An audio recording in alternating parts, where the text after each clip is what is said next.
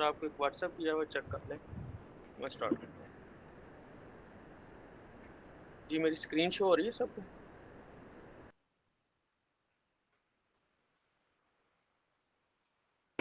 जी show हो रही है आपकी स्क्रीन। ओके। अच्छा तो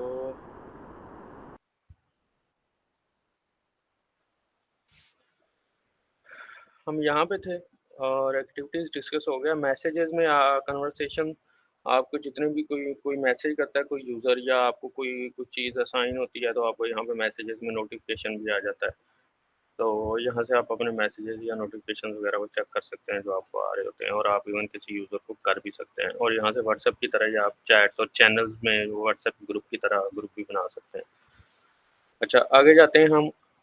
मूविंग फॉरवर्ड टू, सबसे पहले आप जब भी लैंड करते हैं किसी भी एप्लीकेशन में, जब आपकी एप्लीकेशन बन जाती है तो आपको जो ओडू है बाय डिफ़ॉल्ट वो एक सेटिंग्स का ऑप्शन देता है और एक ऐप्स का ऑप्शन दे देता है। ये 2 ऑप्शन आपको दे देता है। बाकी फिर ये सारी ऐप्स आपने खुद इंस्टॉल करनी होती हैं। कैसे-कैसे करनी होती हैं वो मैं आपको बता देता हूँ कि सबसे पहले आपके पास आती हैं सेटिंग्स, उसके बाद ऐप्स। तो मैं ऐप्स पे अगर क्लिक कर दूँ तो थोड़ा-सा ओवरव्यू दे देता हूँ कि आपने मोर ऐप्स कैसे ऐड करनी है। अगर आप यहाँ पे ही कोई ऐप इंस्टॉल करने की कोशिश करेंगे तो हो सकता है यूज़र ओडू आपको उस पे मैसेज दे। कुछ लोगों के पास एडमिन राइट्स नहीं होंगे, लेकिन मैं कर सकता हूँ। अगर मैं यहाँ पे इंस्टॉल पे क्लिक करूँगा तो ये ऐप इंस्टॉल हो जाएगी। आपने जस्ट सिर्फ ये देखना है कि मुझे मेरी बिज़नेस नीड्स के मुताबिक कौन-कौन सी ऐप रिक्वायर्ड है और आपने वो इंस्टॉल कर लेनी है, तो वो आपके पास यहाँ से इंस्टॉल हो जाएगी और यहाँ पे आपके पास वो ऐप ऑप्शन नज़र आ जाएगा। ठीक है, यहाँ पे किसी का कोई क्वेश्चन तो नहीं, इसमें कोई कम्प्लेक्सिटी नहीं, कोई टेक्निकलिटी नहीं है। जस्ट लाइक जैसे आप मोबाइल यूज़ करते हैं एंड्रॉइड, जो आपको ऑप्शन चाहिए, जो ऐप चाहिए वो आपने इंस्टॉल करनी है। हाँ, कोई ऐप इंस्टॉल होगी और आप उसको अनइंस्टॉल करना चाहते हैं तो वो भी कर सकते हैं। अनइंस्टॉल करेंगे तो उससे रिलेटेड जो चीज़ें हैं वो सारी आपकी अनइंस्टॉल हो जाएंगी और वो ऐप आपकी होम स्क्रीन से ख़त्म भी हो जाएगी। ठीक हो गया? अच्छा, उसके बाद आपके पास सेटिंग्स का ऑप्शन होता है। जो भी आप सिस्टम की आपकी मेन सेटिंग्स हैं, कॉन्फ़िगरेशंस इनको आप कह सकते हैं। और जो ऐप्स आप फिर इंस्टॉल करने जाते हैं, अगर मैं इसको ओपन कर लेता हूँ, तो आपको ज़्यादा ईज़ी हो जाएगा। कुछ ऐसी सेटिंग्स होती हैं, कॉन्फ़िगरेशंस होती हैं जो आपकी अक्रॉस द सिस्टम या अक्रॉस द एप्लीकेशंस होती हैं। वो सारी एप्लीकेशन में प्रिवेल करती हैं, तो वो उनको जनरल सेटिंग का नाम दिया हुआ है ओडू ने। कुछ सेटिंग्स जो हैं वो मॉड्यूल वाइज़ होती हैं, तो वो जो ऐप वाइज़ होती हैं, सॉरी, ओडू मॉड्यूल को ऐप का नाम देता है, तो इसलिए मैं भी ऐप का वर्ड ही यूज़ करूँगा। तो कुछ सेटिंग्स आपकी ऐप वाइज़ होती हैं, फिर जो भी आप ऐप इंस्टॉल करते जाते हैं तो आपकी सेटिंग्स में उसकी सेटिंग्स ऐड होती जाती हैं। तो अगर आप देखें तो जनरल सेटिंग के नीचे sales, rental, website purchase, inventory, तो ये सारी ऐप्स आ रही हैं, तो इनकी अपनी-अपनी सेटिंग्स भी हैं। इसी तरह मैं और ऐप्स इंस्टॉल करता जाऊँगा तो उनकी अपनी सेटिंग्स भी यहाँ पे ऑप्शन आता जाएगा। तो सबसे पहले आपको जनरल सेटिंग का ऑप्शन मिल जाता है। तो इसी तरह अगर मैं सेल में जाता हूँ तो सेल सेटिंग होंगी, रेंटल में जाता हूँ तो रेंटल सेटिंग्स होती हैं।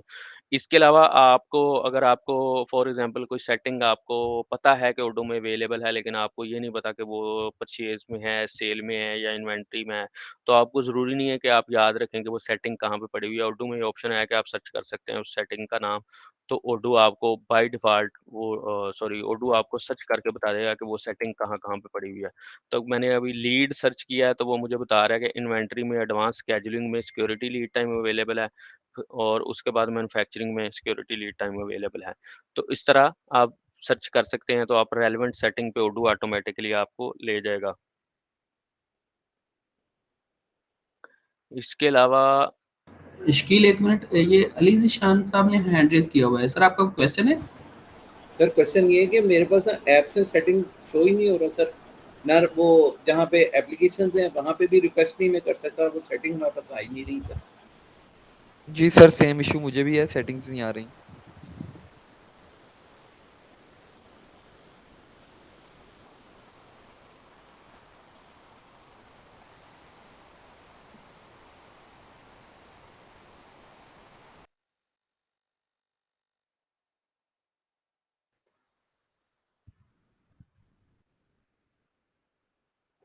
सर ऐप्स में जाके भी नहीं आ रही कि मैं वहाँ पे रिक्वेस्ट कर दूँ ना इसकी, वहाँ पे भी नहीं शो हो रहा कुछ।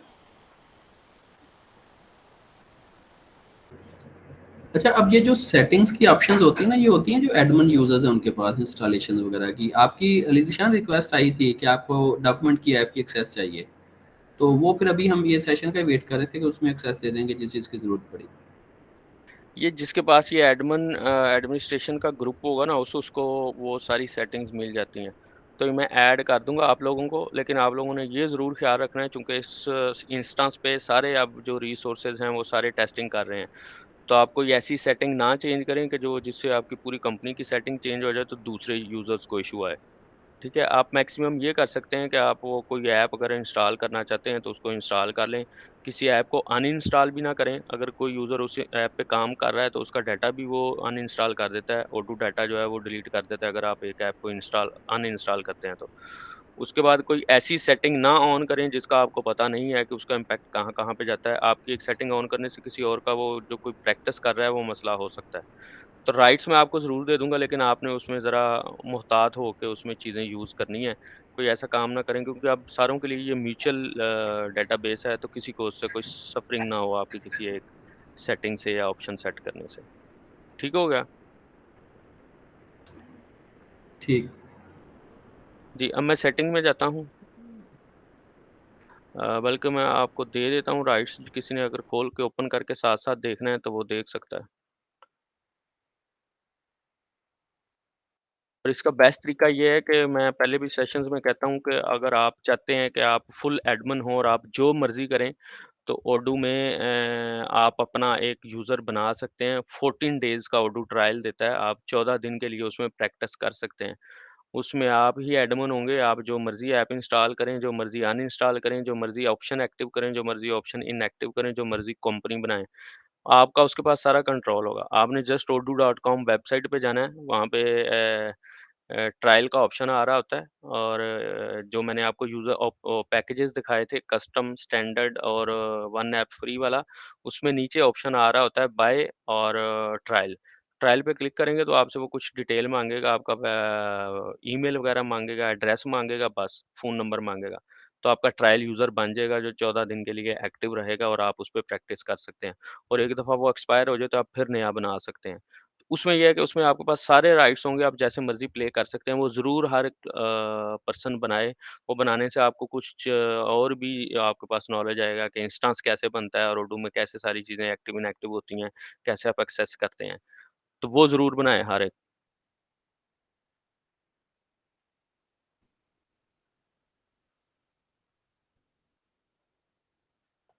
ابھی میں ایڈمن کے رائٹس دے دیتا ہوں کچھ لوگوں کو.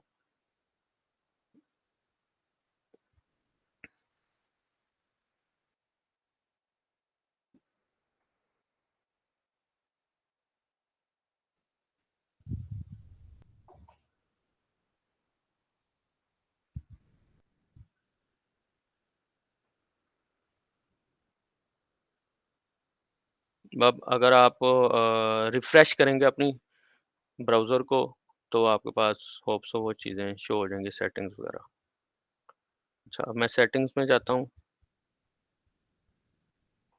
اور اس کے بعد اچھا یہ سائڈ پہ module wise setting, app wise setting آ رہی ہیں. یہ جنرل سیٹنگز ہیں.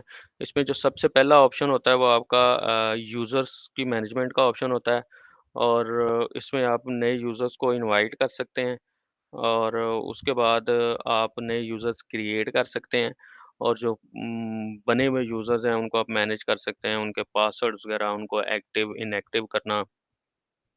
اس کے بعد ان کے رائٹس دینا، جیسے میں رائٹس دے رہا تھا ابھی آپ لوگوں نے دیکھ لیا. اگر آپ نے کسی یوزر کو انوائٹ کرنا ہے تو آپ نے جسٹ یہاں پہ ای میل ایڈریس دینا ہے اور انوائٹ پہ کلک کریں گے تو اس کے پاس انویٹیشن چلا جائے گا اور اس نے ایکسیپٹ انوائٹ پہ بس کلک کرنا ہے تو وہ آپ کے جو اپلیکیشن ہے اس پہ لینڈ کر جائے گا.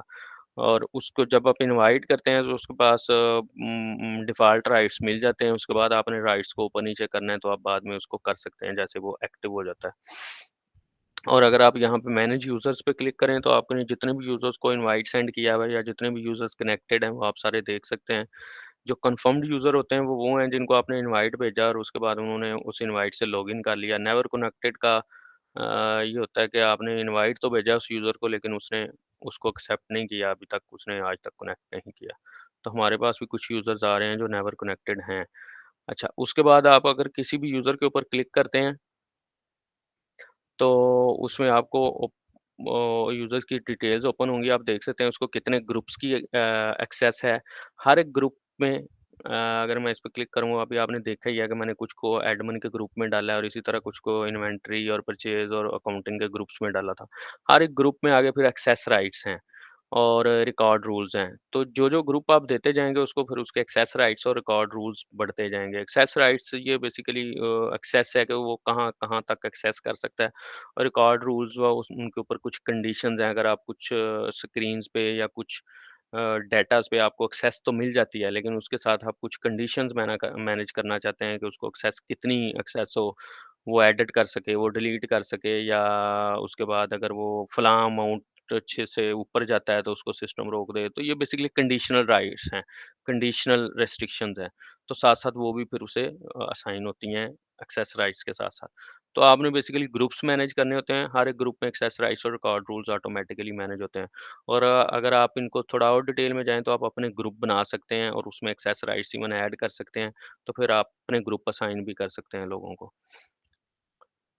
اس کے بعد اگر میں نیچے جاتا ہوں تو آپ نے کمپنیز دینی ہوتی ہیں یوزر کو، کہ یوزر کو کون سی کمپنی الاؤ ہوگی۔ بائی ڈیفالٹ اگر آپ یوزر بناتے ہیں تو آپ کی ملٹی کمپنیز ہیں، تو جو سب سے پہلی کمپنی ہوتی ہے وہ اس کو اسائن ہو جاتی ہے، اور آپ اس کو ڈیفالٹ کمپنی بھی سیٹ کر سکتے ہیں کہ جب یہ یوزر لاگ ان ہوا کرے تو اس کی ڈیفالٹ کمپنی کون سی ہوگی۔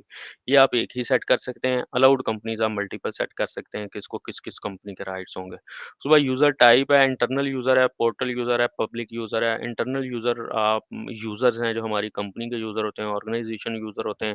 پورٹل یوزر آپ کے کانٹیکٹس ہیں، وینڈرز ہیں، کسٹمرز ہیں، جو آپ کے پورٹل پہ آ کے تو پھر اپنے ڈاکومنٹس بھی ایکسیس کر سکتے ہیں جن میں وہ کانٹیکٹ ہے، جسی بھی ڈاکومنٹ میں وہ کانٹیکٹ ہے وہ ڈاکومنٹ وہ ایکسیس کر سکتے ہیں۔ پھر اس کے بعد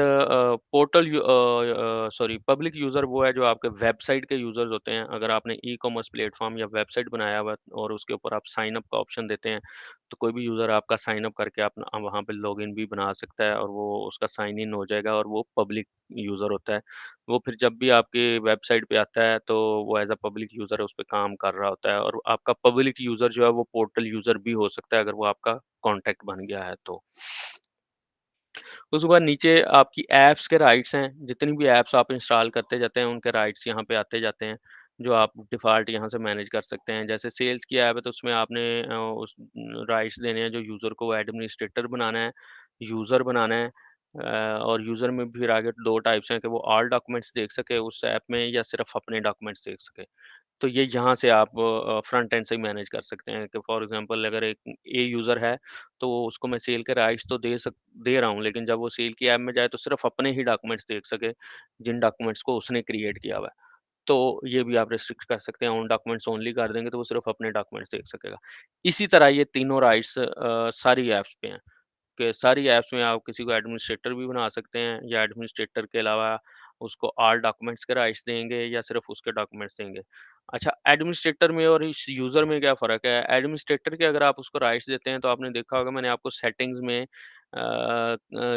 ایپ وائز سیٹنگز کا آپشن بھی دکھایا تھا، تو پھر اس کے پاس اس ایپ کی سیٹنگز بھی چلی جاتی ہیں، کنفیگریشنز بھی چلی جاتی ہیں اگر آپ اس کو ایڈمنسٹریٹر بناتے ہیں تو۔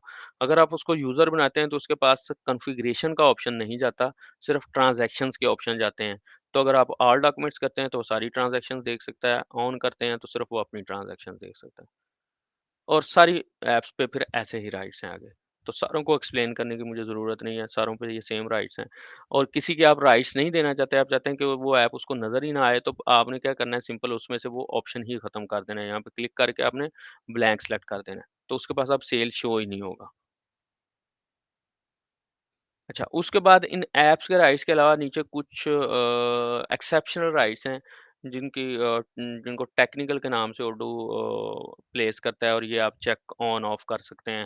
اب آپ کسی کو کانٹیکٹ کے رائٹ دینا چاہتے ہیں کہ وہ ایڈٹ کر سکے، پارٹنر کے رائٹس، فار ایگزامپل ایک سیل کا یوزر ہے لیکن آپ اس کو اس کے ساتھ کانٹیکٹ ایڈٹ کے رائٹس بھی دینا چاہتے ہیں، کسٹمر یا وینڈر ایڈٹ کے رائٹس یا کریشن کے رائٹس، تو وہ آپ یہاں سے یہ نیچے اس نے ٹیکنیکل میں علیحدہ چیک بکس دیا ہوا ہے، اس کو دیں گے تو اس کو وہ رائٹس مل جائیں گے۔ اسی طرح اگر آپ دیکھیں تو اور بھی کئی رائٹس جیسے انالیٹک اکاؤنٹنگ ہے، تو اس کے رائٹس اگر آپ کسی کو اسپیشل دینا چاہتے ہیں تو وہ دے سکتے ہیں۔ کمپیریزن پرائس یہ ایک آپشن ہوتا ہے، تو یہ آپ دیں گے تو اس کو وہ رائٹس اویلیبل ہو جائیں گے۔ ڈسکاؤنٹ آن لائنز کے اوپر ڈسکاؤنٹ ڈالنے کا option, display serial and lot number on invoices کے اوپر لاٹ اور سیریل نمبر شو ہونا چاہیے، تو یہ چیک آن کریں گے تو یہ اس یوزر کے لیے آن ہو جائے گا۔ تو یہ کچھ ٹیکنیکل یا کچھ آپ سمجھ لیں کہ ایکسیپشنل رائٹس ہیں جو یہاں سے آپ چیک آن کر کے بھی اس یوزر کو دے سکتے ہیں۔ جی، کسی کا کوئی کویشچن ہو یہاں تک؟ اس کے بعد ملٹی کرنسی کا بھی رائٹس ہیں کہ یہ یوزر ملٹی کرنسی سلیکٹ کر سکتا ہے کہ نہیں کر سکتا، اور ملٹی کمپنیز کے بھی رائٹس ہیں، وہ اوبویسلی اوپر آپ رائٹس دے دیں تو اس کو ملٹی کمپنیز بھی مل جاتی ہیں۔ اچھا، کسی بھی آپ ڈاکومنٹ کے اوپر جائیں تو آپ کو پرنٹ کا آپشن بھی نظر آئے گا، اس کو پرنٹ کریں گے تو اس ڈاکومنٹ کا پرنٹ آ جائے گا۔ ایکشن پہ کلک کریں گے تو اس میں کچھ آپشنز آ رہے ہوتے ہیں، جیسے یہ یوزر ہے تو اس میں آرکائیو کا آپشن آ رہا، آرکائیو کا مطلب اوڈو ان ایکٹیو کو آرکائیو کہتا ہے، تو اگر آپ نے کسی ڈاکومنٹ کو یا کسی بھی یوزر کو یا کوئی بھی انٹری ہے اس کو ان ایکٹیو کرنا ہے تو آرکائیو کر دیں۔ ڈپلیکیٹ کرنا ہے تو اس کو ڈپلیکیٹ کریں، مطلب مین ٹو سے آپ نے سیم ٹرانزیکشن کریٹ کرنی ہے، میں نے ایک اور یوزر بنانا ہے تو میں اس کو ڈپلیکیٹ کر کے اس کا نام چینج کر کے چیزیں چینج کر کے اس کو سیو کر دوں گا۔ ڈیلیٹ بھی آپ کر سکتے ہیں، لیکن اوڈو ڈیلیٹ اسی صورت میں الاؤ کرتا ہے جب آپ کا جو ڈاکومنٹ ہے وہ ڈرافٹ سٹیٹس پہ ہو اور اس سے ریلیٹڈ آگے کوئی ڈاکومنٹ نہ کریٹ ہوا ہو یا وہ کسی اور ڈاکومنٹ سے ریلیٹڈ نہ ہو۔ تو اگر میں ٹیکنیکل لینگویج میں کہوں تو یہ کسی میں پرائمری کی یا فورن کی کا ریلیشن نہ ہو۔ فار ایگزامپل اگر آپ کے اس یوزر، یہ جو یوزر ہے آپ کا، یہ آگے کہیں یوز ہو چکا ہوا ہے، کسی ڈاکومنٹس میں پڑا ہوا ہے، سیو ہو چکا ہوا ہے، تو یہ آپ کو ڈیلیٹ نہیں کرنے دے گا کیونکہ اس کا ریفرنس کہیں اور چلا گیا ہوا ہے۔ تو اس طرح اگر آپ کا یوزر ابھی آپ نے بنایا ہی ہے اور ابھی آپ نے کچھ نہیں کیا اس پہ تو آپ اسے ڈیلیٹ بھی کر سکتے ہیں۔ چینج پاسورڈ کر سکتا ہوں، اس کے بعد اسائن ٹاسک کر سکتا ہوں، اس یوزر کو کچھ ٹاسک اسائن کرنے ہیں تو میں یہاں سے کر سکتا ہوں۔ اچھا، disable two factor authentication, odo two factor authentication بھی دیتا ہے۔ ٹو فیکٹر اتھینٹیکیشن کیا ہوتی ہے کہ آپ کے لاگ ان کے علاوہ ایک آپ کا پاسورڈ اتھینٹیکیشن ہے اور ایک اور اتھینٹیکیشن آپ ایکٹیو کر سکتے ہیں۔ اس میں آج کل جو چل رہا ہے وہ یہ ہوتا ہے کہ آپ اتھینٹیکیٹر ایپ انسٹال کرتے ہیں، مائکروسافٹ، گوگل یا اور تھرڈ پارٹی ایپس بھی اویلیبل ہیں، تو آپ نے جب آپ ٹو فیکٹر اتھینٹیکیشن آن کریں گے تو آپ نے وہ یہاں پہ دینا ہے کہ میں کس ایپ سے اس کو اتھینٹیکیٹ کروانا چاہ رہا ہوں۔ تو پھر آپ جیسے ہی اپنا پاسورڈ ڈالیں گے تو آپ کو اپنے موبائل کے اوپر بھی ایک کوڈ آئے گا اس ایپ کے اندر جو آپ نے اتھینٹیکیٹر ایپ کی ہوئی ہے۔ تو اگر مائکروسافٹ کی اتھینٹیکیٹر ایپ کی ہوئی ہے تو اس میں آپ کو ایک کوڈ آئے گا، وہ اپنے کوڈ بھی ڈالنا ہے اس میں اردو میں، تو پھر آپ لاگ ان کر سکتے ہیں۔ تو جہاں پہ آپ کا جو آپ کی اپلیکیشن ہے یا آپ کی آرگنائزیشن ہے اس کا ڈیٹا کریٹیکل ہے تو آپ ٹو فیکٹر اتھینٹیکیشن بھی آن کر سکتے ہیں کہ کوئی یوزر کسی دوسرے کا لاگ ان نہ کر سکے، جیسے اگر کوئی بینک یوز کر رہا ہے اردو کو تو وہ ٹو فیکٹر اتھینٹیکیشن بھی یوز کر سکتا ہے۔ تو میرے موبائل پہ وہ جو کوڈ آئے گا وہ میں ڈالوں گا تو ہی میں لاگ ان کر سکتا ہوں اس ایپ میں جو کوڈ آئے گا۔ پاسورڈ ریسیٹ انسٹرکشنز میں بھیج سکتا ہوں، اگر میں کوئی یوزر ہے وہ اپنا پاسورڈ اور ایون لاگ ان نیم بھی بھول گیا ہے یا وہ پاسورڈ ریسیٹ نہیں کر پا رہا تو میں یہاں پہ کلک کر کے اس کو پاسورڈ ریسیٹ کی بھیج سکتا ہوں ڈیٹیلز۔ یوزرز کی ہو گئی آپ کی، یوزرز مینجمنٹ کی میں نے آپ کو بتا دیا ہے، بہت سمپل ہے اور یہ اتنی آسان چیزیں ہیں اردو کی کہ آپ ایک دفعہ کریں گے پریکٹس تو آپ کو یہ ہو جائیں گی شو۔ لینگویجز میں آپ اردو میں لینگویجز کو مینیج کر سکتے ہیں، آپ اپنے سسٹم میں کتنی لینگویجز کو ایکٹیو کرنا چاہتے ہیں جو یوز ہو سکتی ہیں وہ آپ کر سکتے ہیں۔ اس میں اپروکسیمیٹلی ساری لینگویجز آ رہی ہوتی ہیں اور آپ اپنے اس سسٹم کے لیے ایکٹیو ان ایکٹیو کر سکتے ہیں، اور اگر آپ کریں گے تو اس کے بعد آپ کا یہ جو اردو کا لے آؤٹ ہے یہ بھی چینج ہو جائے گا۔ ابھی فار ایگزامپل اس کے لیے انگلش ایکٹیو ہے تو انگلش میں شو کرا رہا ہے، میں اس کو فرینچ میں یا کسی اور لینگویج میں کرنا چاہوں تو کر سکتا ہوں، اس کو سارا چینج کر دے گا۔ اور ایون اس میں یہ بھی آپشن ہے کہ اگر آپ اس کی یوزر وائز لینگویجز بھی کر سکتے ہیں۔ فار ایگزامپل میرا ایک یوزر جو ہے وہ اٹلی میں بیٹھ کے اس کو یوز کر رہا ہے یا چائنا میں بیٹھ کے کر رہا ہے، تو میں چاہتا ہوں اس کے لیے یہ چائنیز ہو جائے، تو میں یہاں پہ چائنیز لینگویج کو بھی ایکٹیو کروں گا اور یوزر پہ جا کے میں اس کی لینگویج سیٹ کر سکتا ہوں کہ یہ جو یوزر ہے یہ چائنیز میں ہوگا، تو وہ جب وہ لاگ ان کیا کرے گا تو اس کے لیے سافٹ ویئر جو ہے وہ چائنیز میں ہوگا۔ اچھا، اس کے بعد کمپنیز ہیں، کمپنیز آپ اردو میں جتنی مرضی اوپن کر سکتے ہیں، اگر آپ کا کسٹم ماڈل آپ نے لیا ہوا ہے اور اگر آپ نے سیس ماڈل لیا ہوا ہے اس میں ایک ہی کمپنی دے سکتے ہیں۔ آپ کمپنیز اوپن کرتے ہیں बाय डिफ़ॉल्ट जैसे ही आप अपना ओडू इंस्टेंस बनाते हैं, तो कुछ चीज़ें ओडू ऑटोमैटिकली सेट कर देता है, क्योंकि आप को उसमें परेशानी ना हो सेट करने में कि आप चला ही ना सकें, तो डिफ़ॉल्ट एंट्रीज़ कुछ ओडू फेंक देता है। ये ओडू की एक बहुत समझ लें कि एडवांटेज है, या उसकी एक फ़ीचर है कि बहुत सारे इसके फॉर्म्स के ऊपर इवन सेटिंग्स में जहाँ पे यूज़र पहली दफ़ा जाता है तो उसको पता ही नहीं होता कि मैंने सेटिंग क्या करनी है, तो ओडू ने वहाँ पे डिफ़ॉल्ट सेटिंग्स भी रखी होती हैं कि डिफ़ॉल्ट वो कर देता है, उसके बाद अगर आपने कोई चेंज करना है तो करें। डिफ़ॉल्ट वो इसलिए कर देता है कि आप सॉफ्टवेयर को रन कर सकें, आप चला सकें, आप कहीं पे आपको कोई एरर ना आए, आपको कोई मसला ना आए। तो बाय डिफ़ॉल्ट आपको ओडू जो है वो कंपनी आपकी बना देता है, और जब आप अपना इंस्टेंस बना रहे होते हैं तो उससे देख के वो अपनी कंपनी बना देता है, क्योंकि वो इंस्टेंस में आपको पूछता है कि आप किस लिए इसको यूज़ करेंगे, आपकी कंपनी नेम क्या है, उसी से वो आपकी कंपनी नेम भी बना देता है। तो बाद में आप जाके उसको चेंज भी कर सकते हैं, इवन मल्टी कंपनीज़ भी कर सकते हैं, कंपनी की इन्फॉर्मेशन अपडेट करने के लिए अपडेट इन्फो कर सकते हैं। नई कंपनीज़ खोलने और के लिए यहाँ पे मैनेज कंपनीज़ पे क्लिक करें, न्यू पे क्लिक करें और आप नई कंपनी ऐड कर सकते हैं, जैसे ये कुछ लोगों ने खोली हुई हैं। और इसी तरह आप अपनी कंपनी का पार्टनर भी बना सकते हैं, पार्टनर मतलब कॉन्टैक्ट भी बना सकते हैं। ये यूज़ होता है इंटर कंपनी ट्रांज़ैक्शंस के लिए। अगर आपकी मल्टी कंपनीज़ हैं, तो आप इनकी आपस में सेल्स परचेज़ेज़ भी कर सकते हैं, तो फिर आपको अपनी कंपनी का पार्टनर भी खोलना पड़ेगा और कंपनी के साथ वो अटैच होगा। तो अगर किसी कंपनी की इन्फॉर्मेशन अपडेट करनी है, तो वो आप यहाँ से उसकी इन्फॉर्मेशन भी अपडेट कर सकते हैं, उसकी लोगो वगैरह, उसकी वेबसाइट, मोबाइल, फ़ोन और इवन उसका वेबसाइट यहाँ पे मेंशन कर सकते हैं कि उसकी वेबसाइट क्या है, उसके ट्विटर, फ़ेसबुक, गिटहब ये सारे अकाउंट्स भी यहाँ पे डिटेल भी दे सकते हैं आप उस कंपनी की, और उसकी टैक्सेशन डिटेल्स भी दे सकते हैं। उसके बाद उस कंपनी का लोगो भी अपडेट कर सकते हैं, कंपनी फ़ेविकॉन भी अपडेट कर सकते हैं। जब भी आप किसी सिस्टम में लॉगिन करते हैं, तो कोई भी वेबसाइट आप ओपन करें, तो उसके लिंक के साथ एक छोटा-सा आइकन आ रहा होता है, वेबसाइट लिंक के साथ। तो ये वो कंपनी फ़ेविकॉन लिंक है, यहाँ पे आप जब भी आप खोलेंगे, तो आपको ओडू का लिंक आ रहा होगा, आप चेंज करके यहाँ वहाँ पे अपनी कंपनी का लगा सकते हैं।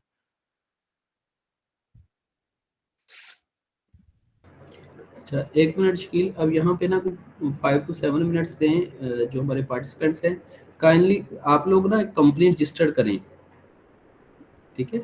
आप जो भी एक कंपनी नेम है ना, आप वो कंपनी रजिस्टर करें यहाँ पे, और उसमें कोई चैलेंज आ रहा है तो वो आप पूछें।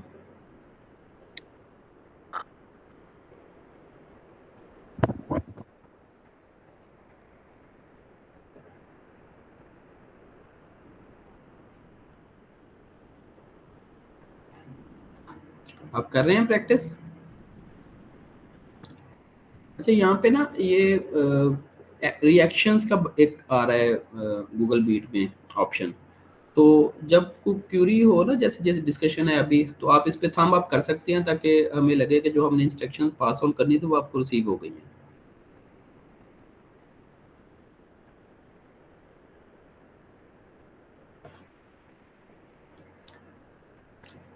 आप लोग अभी कंपनी रजिस्टर कर रहे हैं, हम वेट करें? यस सर, मैं कर रहा हूँ सर। ठीक जी, कैसे भाई आपने हैंड रेज किया है? आप कोशिश किया करें रिएक्शन को यूज़ करें, रिएक्शन पे जाएं और थम्स अप कर दें, यानी यहाँ पे अंडरस्टैंडिंग क्लियर हो जाए, या तो वो थम्स अप कर दिया करें या बाकी रिएक्शंस के फीचर्स है वो यूज़ कर लिया करें।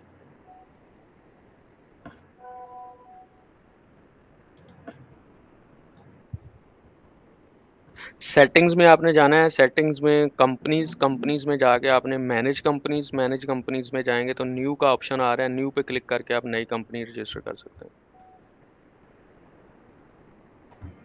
और जहाँ पे आपको चैलेंज आ रहा है आप पूछें, बहुत इजी है कंपनी रजिस्ट्रेशन, क्योंकि ये पहला स्टेप है सिस्टम की कॉन्फ़िगरेशन में।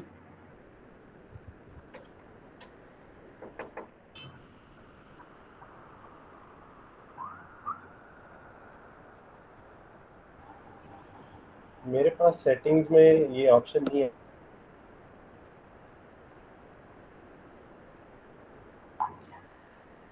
जी सर सेटिंग्स में तो ऐसा कुछ भी नहीं आ रहा। सिर्फ हमारे ईमेल एड्रेसेस शो हो रहे हैं। शकील क्यूरी है आप जी, वो बताएँ? कि वो कह रहे हैं कि हमें सेटिंग में कंपनी की ऑप्शन ही नज़र आ रही।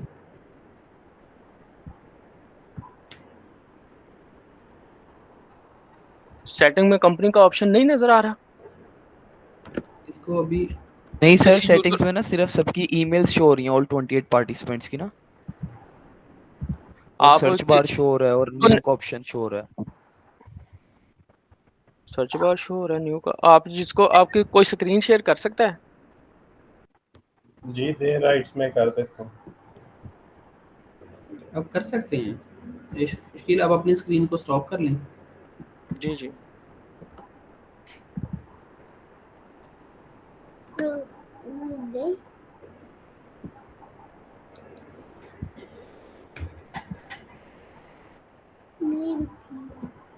देखा क्यों काम कर रहा है तू जा।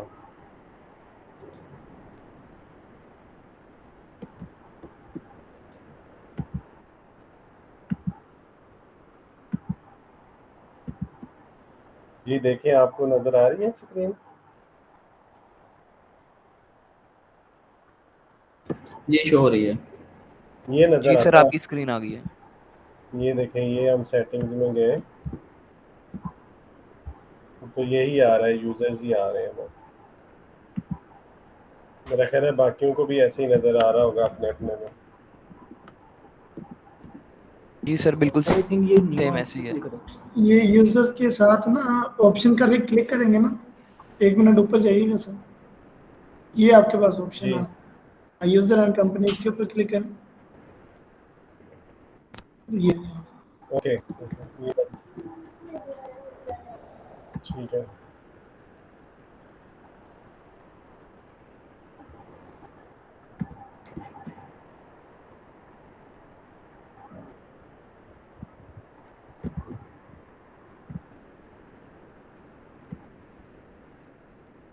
हो गया मसला हल यूजर का?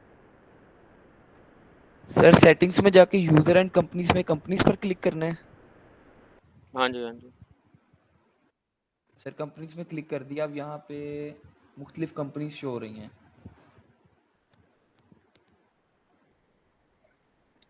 शाहिद एंड को है, मोहम्मद खलील एंड को है, आपके ऐसे पास सबके ऐड नेम्स का आ रहे ऑप्शन हैं। नहीं आ रहा न्यू ऐड करने का? सर न्यू का भी ऑप्शन आ गया है यहाँ पर। तो आप न्यू करके न्यू जी कंपनी सर आ ऐड गया, करेंगे। थैंक यू, ठीक हो गया।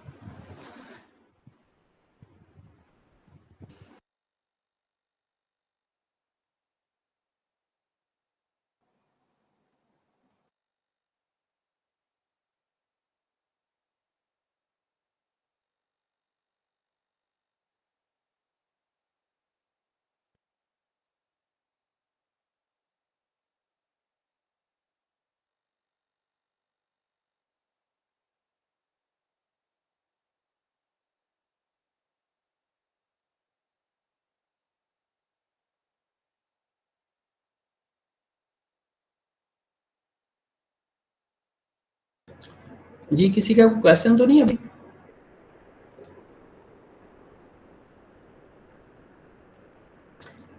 अभी जो कंपनीज रजिस्टर हुई हैं उसमें इशफा एंटरप्राइजेस हैं, शाहिद एंड को है, एमएफ प्राइवेट लिमिटेड है, जलील एंड को, जोनिया पीवीटी, एक्सवाईजी को, फ्रेंड्स एंड को। ठीक है, ये कुछ कंपनीज हैं जो नई रजिस्टर हुई हैं। अगर किसी का कोई क्वेश्चन है तो पूछें। सर ये हाजी बाबा डॉट पीके भी रजिस्टर्ड हुई है, ये आपके पास नहीं शो हो रही?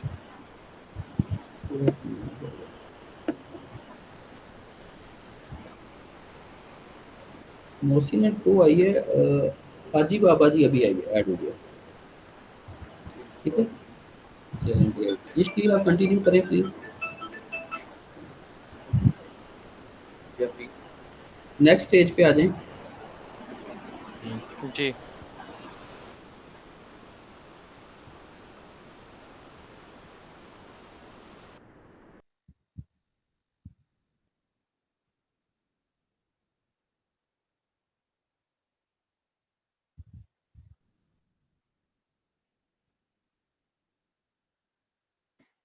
जी, एक दफ़ा सारे रिफ्रेश करके सेटिंग्स का ऑप्शन खोलें और देखें इस तरह सेटिंग्स आ रही हैं जैसे मेरे पास आ रही हैं।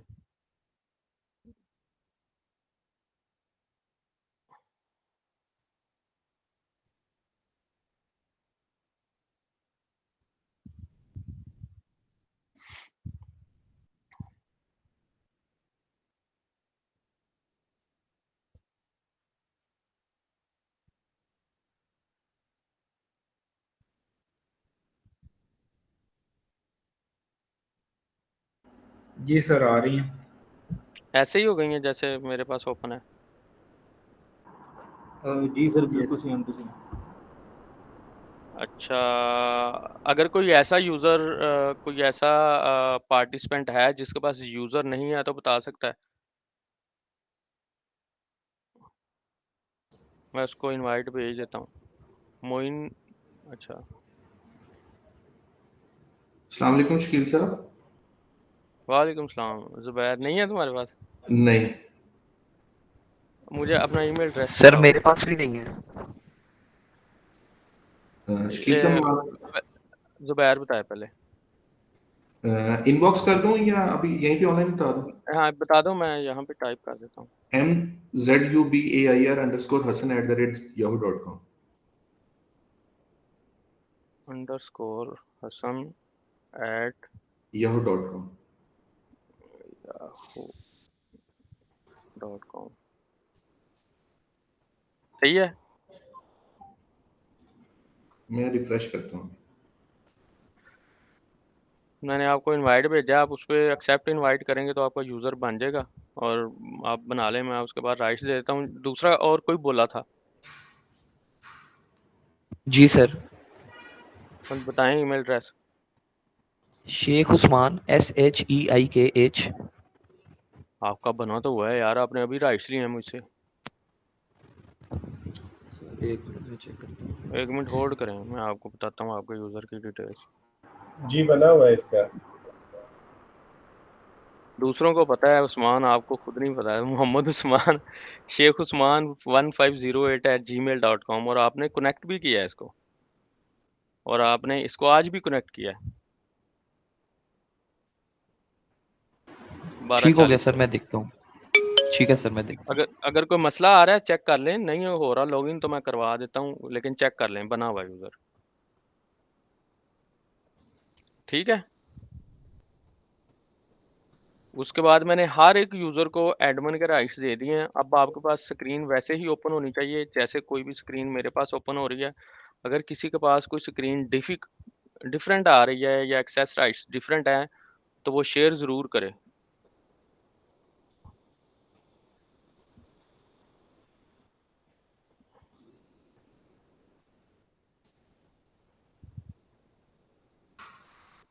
تو اگر آپ نے کسی بھی یوزر کو ایڈمن بنانا ہے تو یہ آپ لوگوں کے لیے لرننگ بھی ہے کہ ایک تو آپ نے اسے ایڈمنسٹریشن ایکسیس رائٹس دینے ہیں کہ گروپ میں ڈال دینا ہے، اور دوسرا اسے ایڈمنسٹریشن سیٹنگ کے گروپ میں ڈال دینا ہے.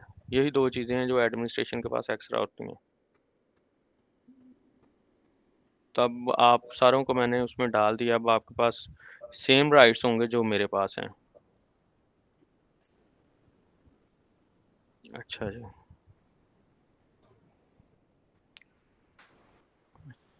اچھا بیک ٹو ٹاپک. ہم سیٹنگز میں تھے. سب سے پہلے میں نے بتایا کہ آپ یوزر کیسے بناتے ہیں، رائٹس کیسے اس کے مینیج کر سکتے ہیں. اس کے بعد لینگویجز آپ سیٹ کر سکتے ہیں اردو میں کون سی لینگویج آپ نے یوز کرنی ہے. ایون یوزر وائز بھی لینگویجز سیٹ کر سکتے ہیں. اس کے بعد کمپنی اردو میں آپ نے کیسے اوپن کرنی ہے، آپ لوگوں نے ایک ایک بنائی ہے.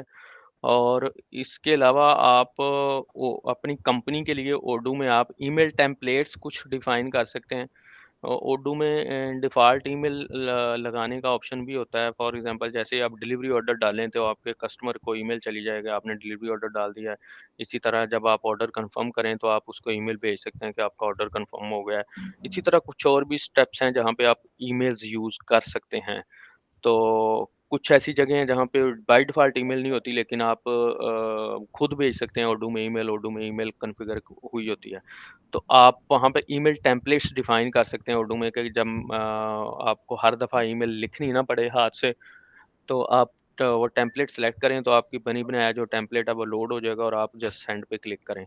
تو وہ ٹیمپلیٹس آپ یہاں پہ ڈیفائن کر سکتے ہیں اردو میں کہ وہ آپ کے کیا کیا ٹیمپلیٹ ہوں گے، اور ایون آپ ٹیمپلیٹس کو اپڈیٹ کر سکتے ہیں. اور آپ ہیڈر اور بٹنس کے کلرز جو ہیں اپنی کمپنی میں وہ بھی آپ یہاں سے آپ مینیج کر سکتے ہیں، ان کے کلرز وغیرہ اور ان کا سمجھ لیں کہ تھیمز تھوڑے بہت آپ چینج کر سکتے ہیں. اسی طرح آپ کے جو اردو میں ڈاکومنٹس ہیں، فار ایگزامپل آپ کے جو کچھ پرنٹس ہوتے ہیں ان کے آپ یہاں پہ آ کے جو لے آؤٹس ہیں وہ آپ چینج کر سکتے ہیں. اور فار ایگزامپل انوائس کا اگر آپ کا کوئی پرنٹ ہے تو آپ اس کو سلیکٹ کر کے اس کے لے آؤٹس میں چینج کر سکتے ہیں. چینج اس میں آپ کیا کر سکتے ہیں، اگر میں کوئی آپ کو اوپن کر کے دکھا دیتا ہوں کہ آپ کتنی چینجز کر سکتے ہیں. اسے آل ٹوگیدر آپ چینج نہیں کر سکتے، لیکن یہ ہے کہ تھوڑا بہت چینجز اس میں آپ کر سکتے ہیں اپنی کمپنی کے حساب سے.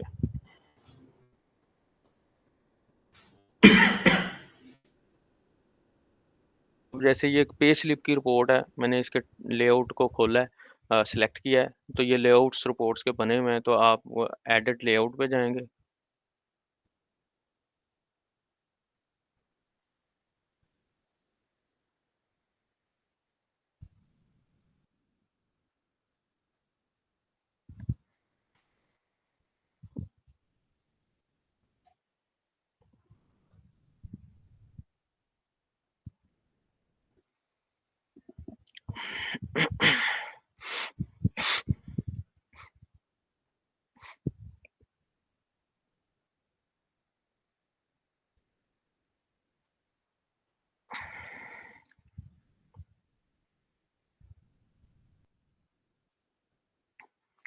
سوری، ایڈٹ لے آؤٹ میں تو ٹیکنیکل ہے، کنفیگر لے آؤٹ پہ جانا تھا آپ نے. ایڈٹ لے آؤٹ پہ جائیں گے تو آپ کو اس رپورٹ کی کوڈنگ مل جائے گی، آپ جا کے کوڈنگ بھی چینج کر سکتے ہیں اگر آپ ڈیولپر ہیں تو.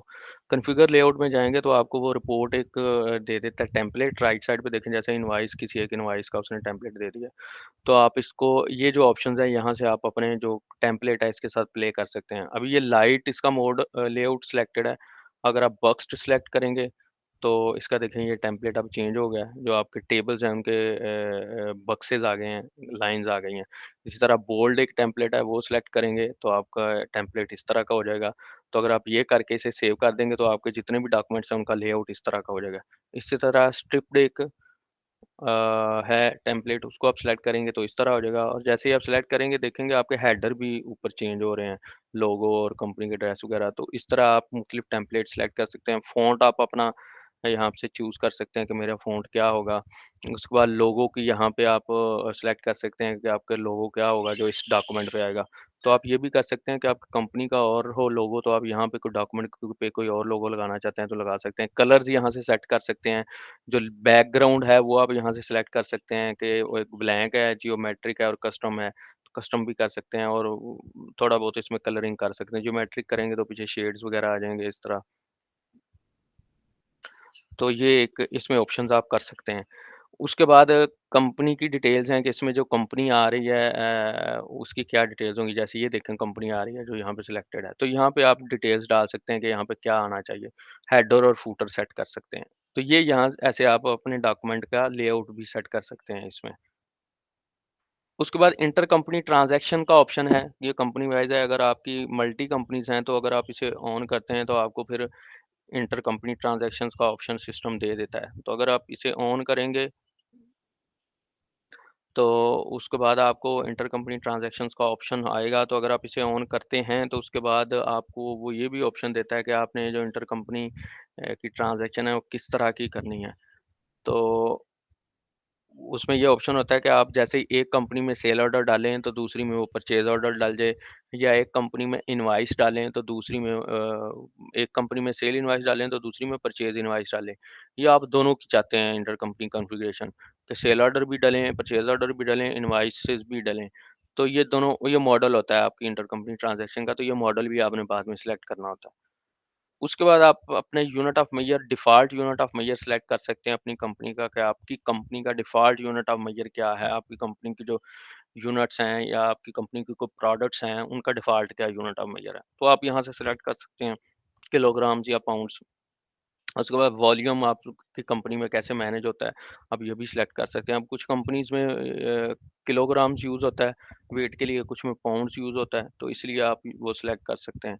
ڈسکس کے لیے کچھ نیچے سیٹنگز ہیں کہ اگر آپ جاتے ہیں ڈسکس کی ایپ، میں نے آپ کو بتایا تھا وہ بائی ڈیفالٹ آپ کو مل جاتی ہے. وہ آپ کو انسٹال نہ بھی کریں تو مل جاتی ہے. جو جیسے آپ، میں نے بتایا تھا یہ جسٹ لائک زوم کی ایپ ہے یا مائکروسافٹ ٹیمز کی ایپ ہے. اس میں آپ میسیجنگ، کالز، ای میلز وغیرہ، سوری ویڈیو کالز وغیرہ کر سکتے ہیں. تو اس کی یہ سیٹنگز ہیں کہ اس میں ایکٹیویٹیز کو آپ کنفیگر کر سکتے ہیں. وہاں سے آپ ایکٹیویٹیز بھی جنریٹ کر لیں. میں نے ایکٹیویٹیز کا پہلے بتایا ہے کہ آپ کسی کو اسائن کر سکتے ہیں اور اس کو وہ نوٹیفیکیشن چلا جاتا ہے. اس کے بعد آپ ڈسکس میں اپنی ای میلز کو کنفیگر کر سکتے ہیں، اور اس کے بعد کچھ یہ نیچے اکاؤنٹس ہیں، ٹویلیو اکاؤنٹ اور ٹویلیو اکاؤنٹ یہ ٹویلیو ایک ایپ ہے، اس کے ساتھ اگر آپ نے انٹیگریشن کرنی ہے تو اس کے لیے اس نے ٹوکن آئی ڈی وغیرہ یہ چیزیں دی ہوئی ہیں، ڈسکس کے ساتھ آپ انٹیگریٹ کر سکتے ہیں۔ اس کے بعد ڈائجسٹ ای میل ہے نیچے آپ کو اردو کے اوپر اگر آپ بناتے ہیں کیا نام لیتے ہیں یوزر بناتے ہیں تو یہ نیچے دیکھیں ڈائجسٹ ای میل، یہ اردو پیریوڈک ڈائجسٹ، کچھ آپ ای میلز اگر ڈیفالٹ بھیجنا چاہتے ہیں یوزرز کو، اس میں آپ کوئی ان کو کوئی کیا میں آپ جیسے اردو کی طرف سے ہمیں آتی ہیں ای میلز کہ وہ ہمیں بھیجتا ہے ویکلی ای میل بھیجتا ہے، اس میں ٹپس دیتا ہے کہ وہ کوئی نہ کوئی ایک ٹپ بتا رہا ہوتا ہے کہ اردو میں کیسے کرنا ہے۔ فار ایگزامپل کئی دفعہ وہ ٹپ بھیج دیتا ہے کہ اردو میں آسان طریقے سے پیمنٹ آپ کیسے کر سکتے ہیں، آرڈر کو ڈلیور کیسے کر سکتے ہیں، تو یہ مختلف ٹپس دے رہا ہوتا ہے، کئی دفعہ شارٹ کٹس کے ٹپ دے رہا ہوتا ہے۔ تو یہ اگر آپ اس طرح کی ای میلز بھیجنا چاہتے ہیں تو آپ کو اس کا کیا ٹیمپلیٹ ہوگا اور اس کا سبجیکٹ کیا ہوگا وہ یہاں سے آپ سیٹنگ کر سکتے ہیں۔ اسی طرح اور اردو جو بھی چیز یوز کرتا ہے اپنے لیے اپنی کمپنی کے لیے وہ اپنی اسی اردو سے یوز کرتا ہے، کیونکہ وہ اردو یوز کرتے ہیں ایز اے اپلیکیشن، اور وہ اکراس دا بورڈ وہ ہر ورژن میں وہ شیئر بھی کرتا ہے کہ آپ لوگ بھی اسے یوز کر سکتے ہیں۔ اس کے بعد کانٹیکٹس کی سیٹنگ ہے، کانٹیکٹس کا جو آپ کا ماڈیول ہے اس کی سیٹنگس ہیں، اس میں آپ send S M S, partner auto complete. Send S M S کا یہ ہے کہ آپ کے جو کانٹیکٹس ہیں ان کو ایس ایم ایس جائے گا، اس کے لیے آپ کو کریڈٹس بائی کرنے پڑتے ہیں اردو کے ساتھ، تو وہ آپ کو ایس ایم ایس کا آپشن دے دیتا ہے۔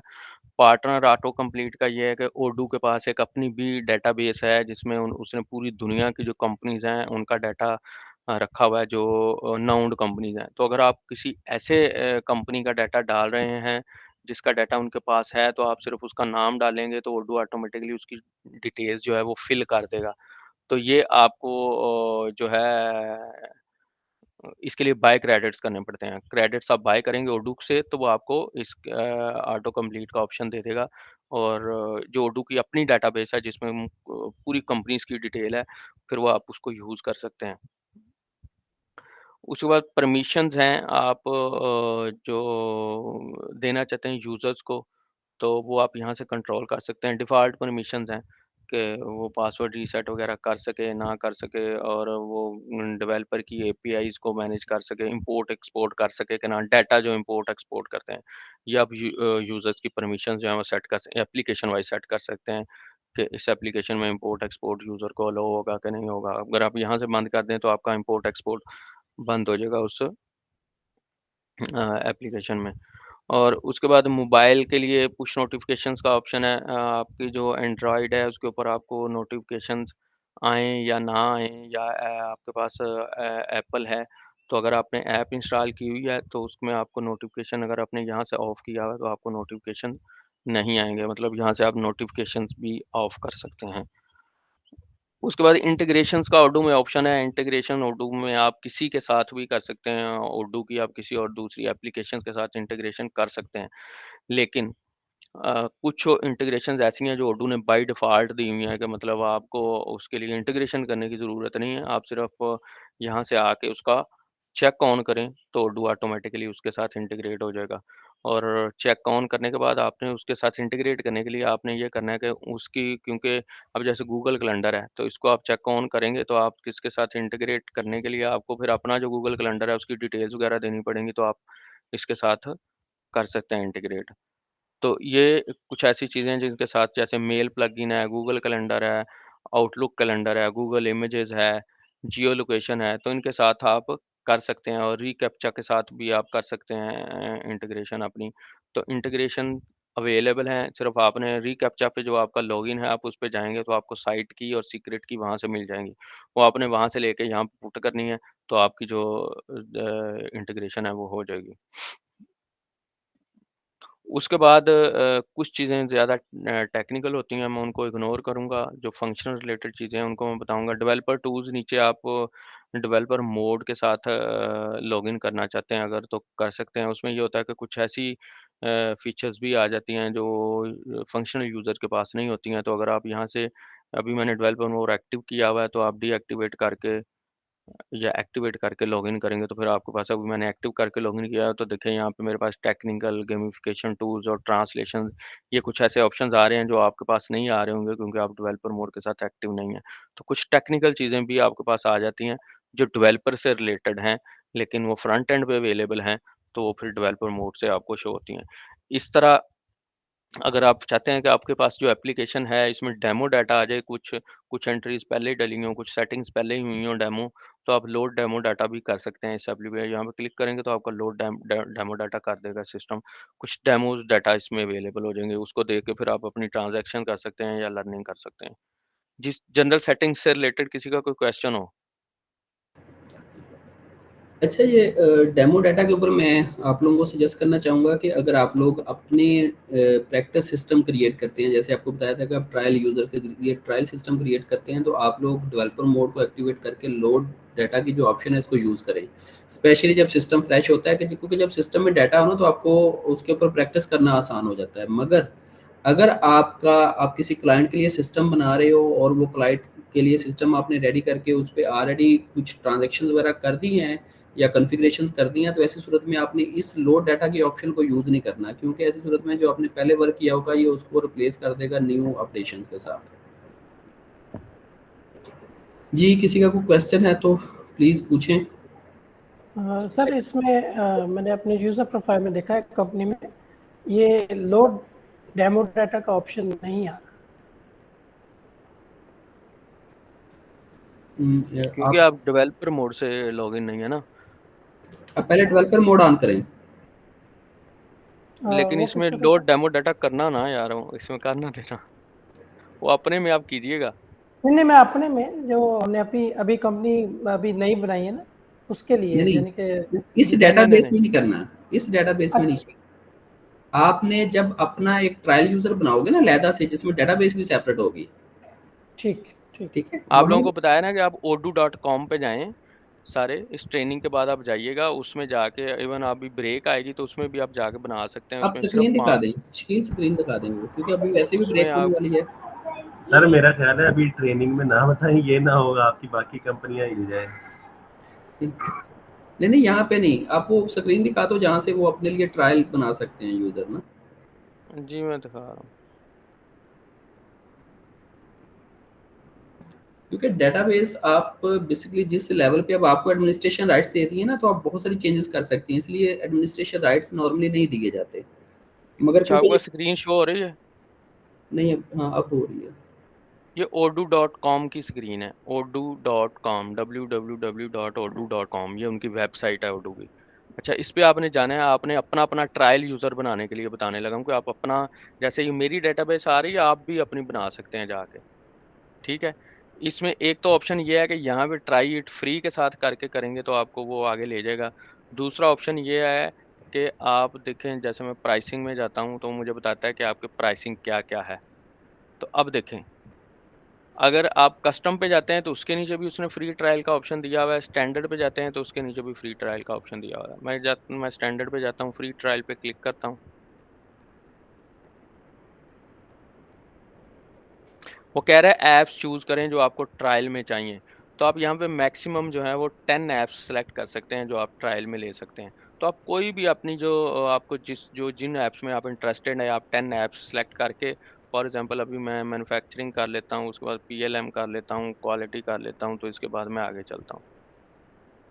ठीक है, 3 ऐप्स मैंने सेलेक्ट किए हैं, तो आपसे वो आपका फर्स्ट नेम लास्ट नेम मांगेगा, ईमेल एड्रेस मांगेगा, अगर आपकी कोई कंपनी है तो वो कंपनी मांगेगा, आप कोई भी नाम लिख दें उस कंपनी का, और वही आपका वो जो जब आपको लिंक बाद में बनेगा तो वही आपका लिंक बन जाएगा। नीचे आपको दिखा भी रहा है ast.odoo.com। यहाँ पे आपने अपना मोबाइल नंबर देना है और अपनी कंपनी का साइज़ बताना है कि मेरी कंपनी में लेस देन 5 एम्प्लॉइज़ हैं, 5 to 20 हैं, या क्या प्राइमरी इंटरेस्ट क्या है आपका इस लॉगिन को या इस इंस्टेंस को बनाने का। odoo पूछ रहा है आपसे, आपने बताना है कि use it in my company, आप इसमें आई एम स्टूडेंट या आई एम टीचर कर सकते हैं। उसके बाद आप स्टार्ट नाउ पे करेंगे तो odoo आपका इंस्टेंस बना के आपको ईमेल भी आ जाएगी, जो आपने यहाँ पे ईमेल एड्रेस दिया हुआ है उस पर क्लिक करके आपने एक्टिव करना है, और यहाँ पे आपको पेज पे डायरेक्ट लैंड भी करवा देगा कि ये आपका लॉगिन बन गया जी। और आपके पास सेम मेरी तरह का इंस्टेंस आ जाएगा जैसे मैं उस पर हूँ, और आपके पास وہ جو آپ نے 10 ایپ یا 3 ایپ سلیکٹ کر کے آپ نے انسٹنس بنایا تھا وہ بائی ڈیفالٹ انسٹال بھی کر کے دے دے گا وہ آپ کو. جی کسی کا کوئی کویشچن ہو سمجھ لگے؟ اس میں جا کے آپ لوڈ ڈیمو ڈاٹا کریں، اس میں آپ جیسے مرضی پلے کریں کھیلیں. اور شکیل صاحب یہ کتنی دیر کے لیے فری ٹرائل ہوتا ہے؟ یہ کوئی ڈیوریشن ہوتی ہے یا 14 ڈیز کے لیے. سر یہ ایک میرا کوشچن یہ تھا کہ یہ ایس ایم ایس میں جیسے وہ بائی کریڈٹس آ رہا تھا تو اس کا کیا طریقہ کار ہوتا ہے بائی کرنے کا سر؟ اس پہ آپ کلک کریں، وہ آپ کو اردو اپنی ویب سائٹ پہ لے جاتا ہے، اس پہ کریڈٹ پڑے ہوئے ہیں، کریڈٹ کارڈ سے پے کریں اور کریڈٹ خرید لیں. اچھا اس کے نا سوری شکیل، اس کے نا اس کے علاوہ بھی میتھڈز ہیں. یہ ایک تو یہ آڈو آپشن دے رہا ہے نا، کچھ آپ کو فار ایگزامپل آپ جو ہماری موبائل ٹیلی کامز ہیں آپ ان کی اے پی آئیز لے سکتے ہیں، ان کو یہاں پہ انٹیگریٹ کر سکتے ہیں. مثلا آپ نے یو فون کی اے پی آئی لے لی، آپ یہاں پہ اس کو انٹیگریٹ کر لیں گے تو آپ یو فون کے تھرو ایس ایم ایس بھجوا رہے ہوں گے، وہ آپ کے لیے زیادہ کاسٹ افیکٹو رہے گا. ٹھیک ہے. اسی طرح ای میلز اگر آپ بلک میں بھجوانا چاہتے ہیں تو اس طرح کے بہت سارے جو تھرڈ پارٹی سولوشنز ہیں وہ مل جاتے ہیں. کل میں دیکھ رہا تھا کہ بیسکلی ان کے جو سی ای او نے اپڈیٹ دی تھی اپنی سوشل میڈیا کے اوپر کہ وہ اس کے علاوہ واٹس ایپ کے ساتھ بھی جو ان کی انٹیگریشن ہے نا اس کو بھی وہ کر رہے ہیں کہ وہ ان پٹ آؤٹ پٹ یعنی دونوں پرپسز کے لیے واٹس ایپ کو بھی انٹیگریٹ کر رہے ہیں اس کے ساتھ. تو اس طرح کے ملٹیپل جو فیچرز ہیں وہ اگین کمیونیکیشن کو فاسٹ کرنے کے لیے ہیں. ٹھیک ہے. ایک آپشن جو جہاں پہ اس نے اوڈو نے دیا ہوا ہے کریڈٹس کا، دوسرا آپشن ہے کہ آپ ریلیونٹ جو سروس پرووائڈر ہے اس کی اے پی آئی لیں، اس کو انٹیگریٹ کر لیں. ٹھیک ہے علی Zeeshan? Okay sir, thank you. Welcome. اور کسی کا کوئی کویشچن ہے؟ اب دیکھیں یہ میں بائی کریڈٹس پہ اگر کلک کرتا ہوں تو اوڈو مجھے ان کی اپنی ویب سائٹ ہے وہاں پہ لے جاتا ہے، آپ وہاں پہ بائی کریڈٹ کر سکتے ہیں. تو 10 یورو کے وہ 10 کریڈٹس دے رہا ہے، 100 یورو کے 100 کریڈٹس، تو اس طرح ڈفرینٹ ان کے پیکیجز ہیں.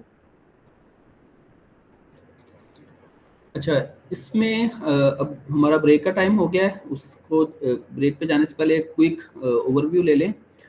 تو ابھی ہم نے دیکھا کہ ایک تو یوزرز کی رجسٹریشن کی، دوسری ہم نے کمپنی کی رجسٹریشن، کمپنی سیٹ اپس کی ہیں. تو یہ مجھے بتائیں کہ یوزر کی رجسٹریشن کیوں امپورٹنٹ ہے؟ کوئی بھی پرسن یوزر کیوں نہیں ہو سکتا؟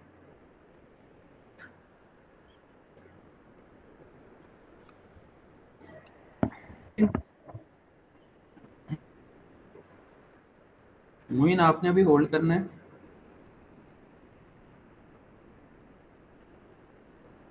Why we need to register users here?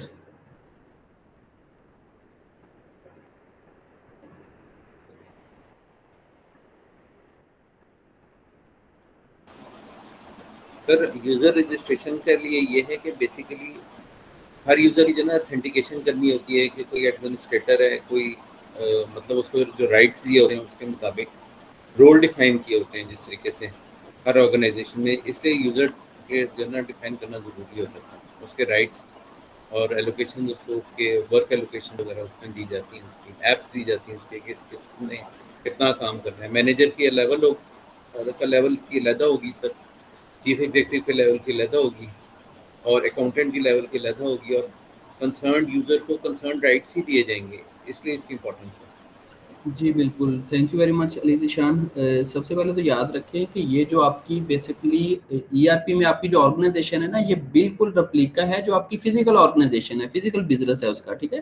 جیسے وہاں پہ ڈفرینٹ پرسنس ڈفرینٹ رول میں پلے کر رہے ہوتے ہیں، ٹھیک ہے، ان کے پاس ڈفرینٹ رسپانسبلٹیز ہوتی ہیں. ان سیم وے آپ کو اس ای آر پی میں بھی یہی کرنا ہوتا ہے کہ وہ کون سے یوزرز ہیں، ان کو کیا رول دینے ہیں، کیا ان کو اتھینٹیکیشن دینی ہے، ان کی ایکسیس رائٹس رسپانسبلٹیز آپ نے کنٹرول کرنی ہے تاکہ ہر کوئی پرسن اپنی رسپانسبلٹیز کے اگینسٹ اکاؤنٹیبل ہو سکے. فار ایگزامپل اب آپ نے ایک ٹرانزیکشن کی اپروول کے رائٹس ملٹیپل لوگوں کو دے دیے اور آپ لاگز مینٹین نہیں کر رہے، تو ایسی صورت میں کیا ہوگا؟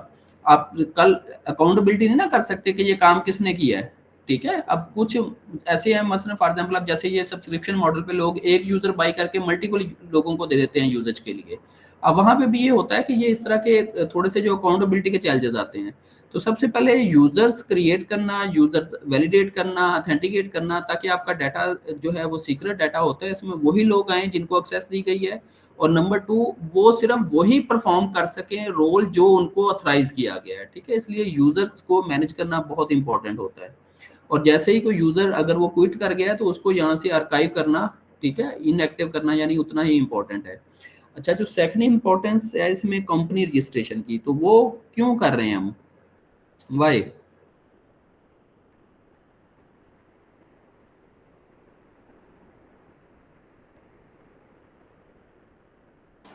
سر کمپنی رجسٹریشن اس لیے ہے کہ جس طریقے سے کہ کمپنی جو ہے ورچوئل بزنس ہم یہاں پہ کریٹ کر رہے ہیں نا، اس میں جو ہمارا پریکٹیکل بزنس چل رہا ہے اس کو ہم ورچولی ٹرانسفارم کر رہے ہیں، اور ڈفرینٹ ایپس کو یوز کر کے ہم ایپس کے ذریعے جو ہے اپنے بزنس کو رن کر رہے ہیں، سیلز کا، انوینٹری کا، اکاؤنٹنگ کا، ای کامرس کا، ویب سائٹ، ہر جو سیگمنٹ ہے اس کو ہم ڈیفائن کر رہے ہیں. ایک بزنس سے ریلیٹڈ جتنی بھی ایکٹیویٹیز فزیکل ہوتی ہیں ہم اس کو ٹرانسفارم کر رہے ہیں ورچولی. یہ بیسیکلی کمپنیز کا ہے. جی سر، تھینک یو ویری مچ سر. اس میں یاد رکھیں کہ جو کمپنی ہے وہ آپ کی بیسکلی سب سے پہلا اسٹیپ ہے ای آر پی کانفیگریشنز میں، کیونکہ کمپنی وہ فرسٹ اینٹ ہے نا. اب اس میں آگے کیا ہونا ہے وہ ہم اس اسٹیپ سے گزر کے جائیں گے وہاں پہ، ٹھیک ہے. جیسے ہم ملٹی کمپنیز اوپن کرتے ہیں تو یاد رکھیے ہر کمپنی ایک یونیک اپنی آئیڈینٹی رکھتی ہے، تو ہم اسی کمپنی سے پھر ان کی جو سیپریٹ ٹرانزیکشنز ہیں اس کو بھی مینیج کر رہے ہوتے ہیں. اس لیے کمپنی کو اوپن کرنا، کمپنی کو پراپر مینیج کرنا، اس کو ویل ڈیفائنڈ اور ویل کنفیگر کرنا، یہ بہت امپورٹنٹ ہوتا ہے تاکہ آپ جو نیکسٹ پروسیس ہیں، جو نیکسٹ اسٹیپس ہیں، ان کو ایفیشینٹلی اور افیکٹولی پرفارم کر سکیں. اچھا، لاسٹ کویسچن ہے انٹر کمپنی سے ریلیٹڈ، انٹر کمپنی ٹرانزیکشن سے ریلیٹڈ. آپ نے یہاں پہ دیکھا کہ اس نے ڈفرینٹ ماڈل دیے ہوئے تھے، تو اس میں کون ایڈ کرے گا کہ یہ ہمیں کیسے ہیلپ آؤٹ کر سکتا ہے انٹر کمپنی ٹرانزیکشن میں؟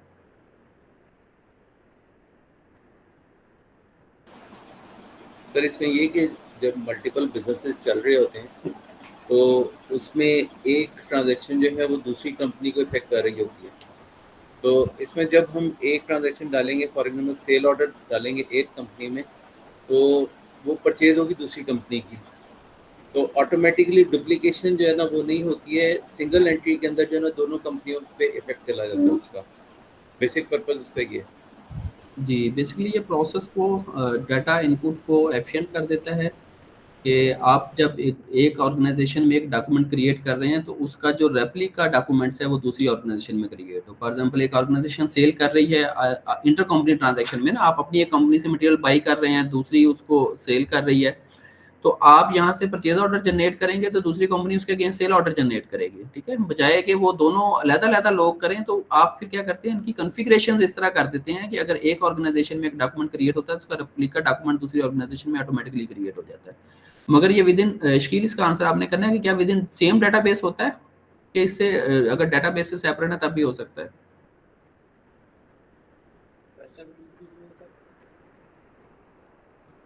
سوری آواز نہیں آ رہی آپ کی. کویسچن ریپیٹ کیجیے گا سر. کویسچن یہ تھا کہ جو انٹر کمپنی ٹرانزیکشن ہے کیا وہ ہم with in same data base کرتے ہیں، یا جو کراس دا ڈیٹا بیس ہے وہ ہم وہاں پہ بھی کر سکتے ہیں؟ نہیں، with in same data base.